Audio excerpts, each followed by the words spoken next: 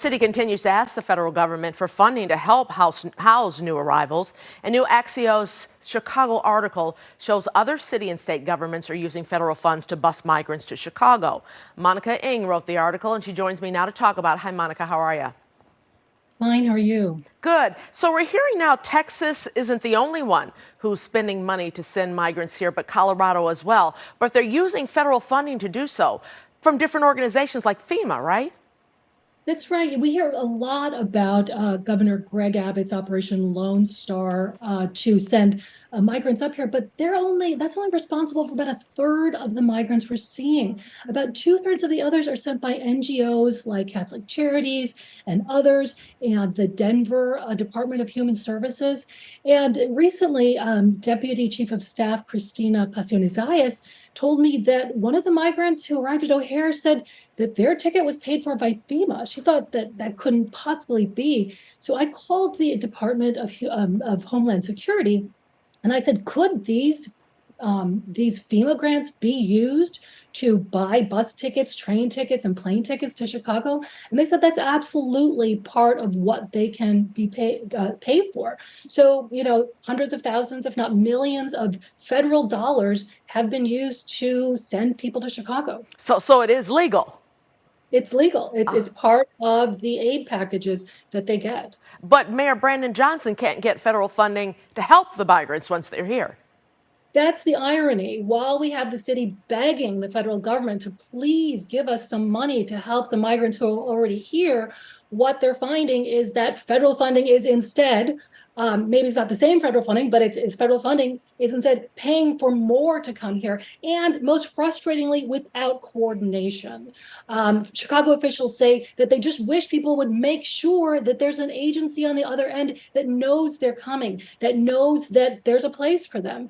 And she said that kind of coordination is just not happening. Yeah, Chicago has no clue, and they're just busing migrants here. But the question for you is Chicago being targeted because we're a sanctuary city? Well, that certainly seems to be what Governor Greg Abbott had in mind. And what we're finding is that because so many migrants were already seated in Chicago and New York, people said, hey, I've got a cousin I know who's in Chicago or New York. I've got a friend of a friend who I know went to Chicago or New York. So once that seed was already planted, then others said, oh, I think I know someone else from my country who's already there. And so they're asking for tickets. And that's what Catholic Charities said to me. Hey, if they ask, what am I supposed to do? Mm-hmm. Well, how much are we right now out in the hole as far as, the city, as far as paying for migrants?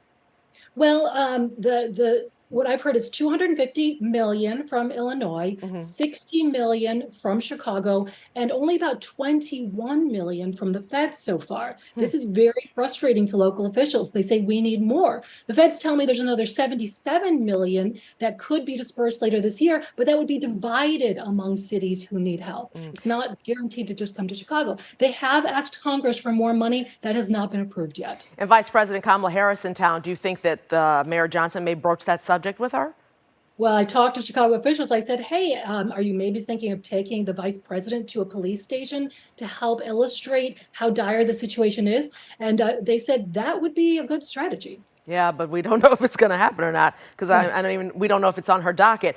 Let's talk about these weatherized tents. That's going to cost even more money, and they're talking about the Roseland neighborhood for that. So is it potentially not a go, or is it a done deal? Well, what the Johnson administration keeps stressing is that these will be weatherized tents. I think, some of us have been in big tents where there's a generator pumping in heat. It remains to be seen. But one of the things Christina Pacione-Zayas told me is that one of the goals, she shared the 5-point plan for the migrant plan with me, and one of them is to go down to the border, talk to folks there about how strained Chicago resources are, but also how terrible our winter is predicted to be.